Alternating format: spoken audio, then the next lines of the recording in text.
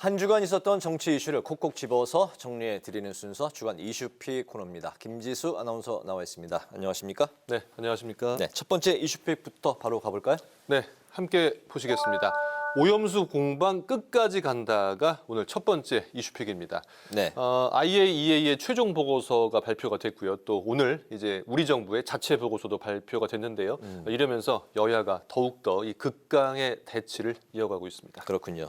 민주당이 그동안 일본의 오염수 방류를 이제 반대하면서 장외 규탄 대회 그리고 단식 농성도 했었는데 그 어제는 비상 행동에 또 돌입을 했었죠? 맞습니다. 어제 저녁 7시부터 민주당이 비상행동에 돌입을 했는데요. 17시간 동안 이어졌습니다. 네. 의원들이 릴레이 필리버스터를 이어갔고요. 그리고 오늘은 본청 앞 계단에서 결의대회를 끝으로 비상행동을 마무리했습니다. 현재 국회의원은 물론 의원들, 보좌관들, 당직자들 이렇게 민주당 관계자들 1,500명 정도 모인 것으로 추산이 됐는데요. 민주당은 오염수 방류에 반대하는 국민 여론을 일본에 밝히고 국제해양법재판소에 제소하는 방안을 추진하는 등의 이런 요구사항들을 정부와 여당에 거듭 제시했습니다. 네. 우리 정부의 자체 결과 보고서 오늘 공개가 됐어요. 맞습니다. 상당히 이제 궁금해하시는 분들이 많았는데요. 드디어 오늘 공개가 됐습니다.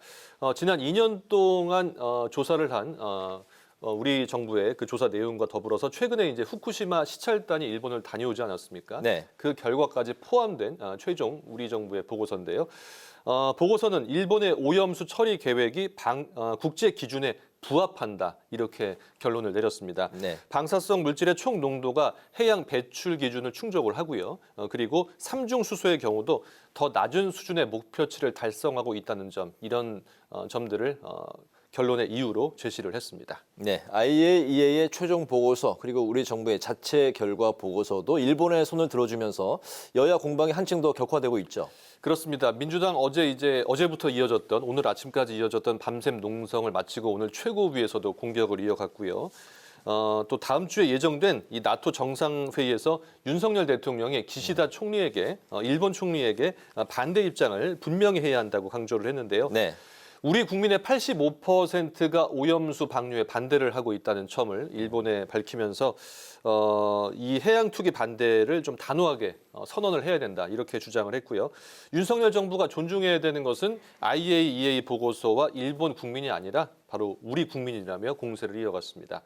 하지만 국민의힘은 민주당이 가짜뉴스를 남발했다며 IAEA 보고서를 믿지 않는 것은 99.9% 친자로 나온 유전자 검사를 보고서도 내 자식이 아니다 이렇게 우기는 것과 같다며 네. IAEA의 검증 결과와 우리 정부의 최종 보고서가 전문적이다 이렇게 강조를 했고요. 일본 측과 데이터를 공유하고 앞으로 이 IAEA 후쿠시마 현지 사무소에 우리 인력이 상주하는 방안도 검토를 하겠다 이렇게 밝힌 상황입니다. 그렇군요. 일본이 오염수 방류 시점을 이제 8월로 잠정 결론 내린 것으로 이제 전해지고 있기 때문에 네. 방류까지 그 남은 기간 동안은 일본이 그 총력 외교를 펼칠 것으로 보이죠. 맞습니다. 일단 우리나라나 중국 등 이런 인접한 국가를 설득하기 위한 시간을 이제 번 것으로 좀 풀이가 되고요. 또 네. 그 일본의 현지 어민들도 반대를 하고 있지 않습니까? 이렇게 현지 어민들 또 주변국들을 설득하기 위해서 이제 8월에 방류를 할 것이라는 보도가 나오고 있는데요. 특히 이제 뭐 가장 인접한 우리나라를 설득하는 것이 중요하기 때문에 다음 주에 있을 북대서양 조약기구 나토 정상회의 때 윤석열 대통령과의 양자회담을 지금 일본이 추진을 하고 있고요. 그래서 뭐 말씀드린 대로 자국 어민들의 반발과 이 주변국들의 설득에 당분간 좀 전력을 다하지 않을까 그런 분석들이 나오고 있습니다. 그렇군요. 일본이 여름에 방류하는 시점을 잡은 게 그 이유가 또 있다고요. 그렇습니다. 원래 7월 정도 방류를 예상했었지 않았습니까? 네. 그러다가 이제 8월로 연기를 한 건데 결국은 이제 7월이든 8월이든 여름 안에 이 방류를 시작하겠다는 겁니다. 네. 그 이유가 뭐냐면 일본 내 지방선거가 이제 크다는 분석인데요. 9월, 10월, 11월에 계속 선거가 있습니다. 9월에 이와테현, 10월에 미야기현, 또 11월에는 후쿠시마현에서 지방선거가 치러지는데요. 만약에 그 시점과 오염수 방류 시점이 이제 겹치게 되면 네. 선거에 쟁점이 될 수 있기 때문에 이를 피하기 위해서라는 분석이 나오고 있고요. 또 내년 1월에 대만의 총통 선거가 있고요. 또 우리나라 같은 경우는 내년 4월에 총선이 있지 않습니까? 그래서 주변국들의 선거까지 고려를 하다 보니 이제 여름에 방류를 시작하는 것이 가장 좋다는 판단을 내린 것으로 분석을 하고 있습니다. 그렇군요. 두 번째 이슈픽도 어떤 내용인지 바로 살펴볼까요? 네, 두 번째 이슈픽입니다. 이름부터 알린 양평 고속도로입니다. 네. 사실 양평 고속도로 뭐 예비 타당성 조사는 마쳤지만 아직 착공도 하지 않은 상태인데요. 이제 전 국민이 알고 있는 유명한 고속도로가 돼 버렸습니다. 네. 이 예비 타당성 조사 이후에 그 김건희 여사 일가의 땅이 있는 그쪽 그 지역으로 이 종점이 변경됐다는 의혹이 민주당 측에서 제기가 되면서 여야의 공방이 격화되고 있는 상황입니다. 말씀하신 대로 양평 땅 논란이 이제 민주당에서 이제 제기를 했는데 간략하게 좀 정리를 해볼까요?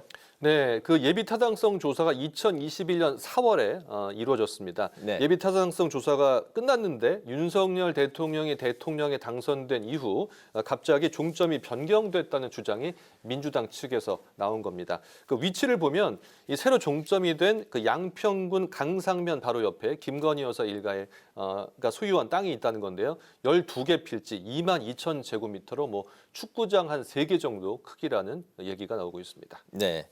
그 논란이 이제 좀 커지자 그 원희룡 장관이 어제 이 고속도로 사업을 전면 중단하겠다, 백지화시키겠다 이렇게 이제 결단을 내렸네요.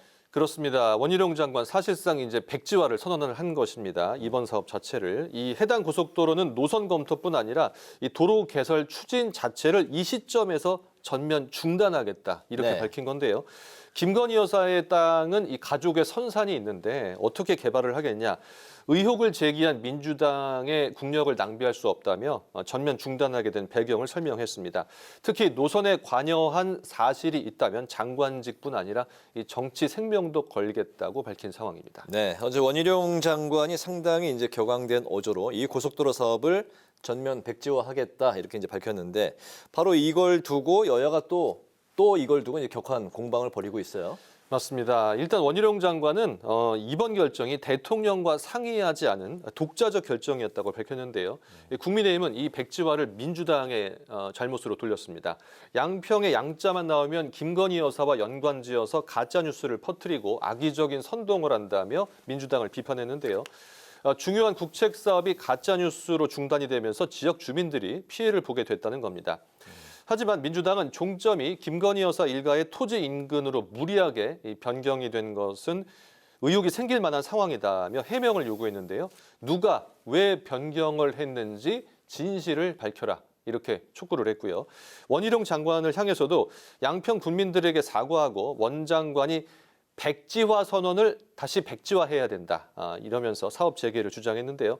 뭐 정부가 그런데 이제 주민들의 의견을 듣고 재개 여부를 결정하겠다는 입장도 밝히고 있지만 이 특혜 의혹으로 정치적 공방이 이렇게 확대되고 커지면서 해당 지역 주민들만 피해를 보게 된 것 아니냐 이런 비판이 지금 여기저기서 나오고 있는 상황입니다. 네. 마지막 세 번째 이슈픽 가볼까요?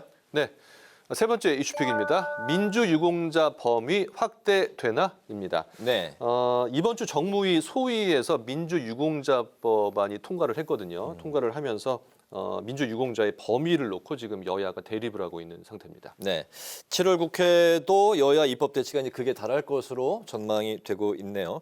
그 민주유공자법 바로 이 법도 그중 하나가 될 거라는 거죠? 그렇습니다. 지금 7월 국회에서 노란봉투법과 방송법 등 여러 가지 지금 입법 대치가 지금 예상되고 있지 않습니까? 네. 이런 와중에서 민주유공자 예우에 관한 법률, 즉 민주유공자법이 국가보훈부와 이 국민의힘이 퇴장한 가운데 민주당 주도로 정무위 소위를 통과한 겁니다.